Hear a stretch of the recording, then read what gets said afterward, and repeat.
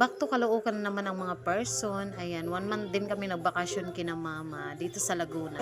Alin? Tita. Tita Nining.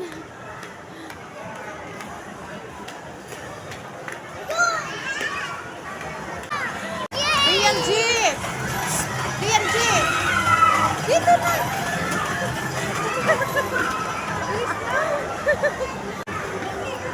Gusto ko huminto sa anong palaruan. Dadaan lang tayo dito. Sasakay na tayo ng bus. Hindi tayo mag-iisin. Uwi na tayo ng Caloocan. Doon na lang tayo sa bayan. Pagkasakay nga namin ng jeep mga kamamsyen, sobrang lakas ng ulan kaya dumiretso na lang kami ng SM Calamba para ayan, hindi kami maulanan. At buti na lang talaga yung jeep na sinakyan namin is diretso talaga siya SM. At yun nga, ang akala ng mga bata is mag-i-SM kami kaya dumiretso sila sa palaruan. Kaya tawang-tawa kami ng aking kapatid. Ulan talaga.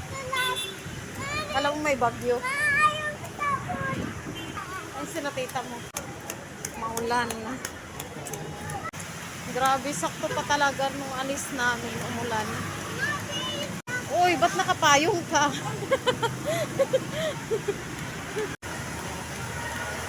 Mga bata. Doon na. Grabing ulan. For the lakad ang mga person. Dito na kami sa kami ng bus. Nasakay na. Dito na. Mamaya. Walang susuka ha. Katalin. Nakulit dito sa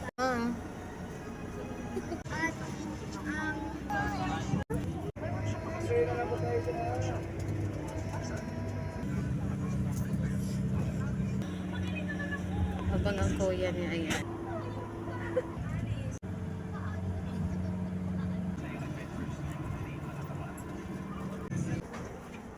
Baba.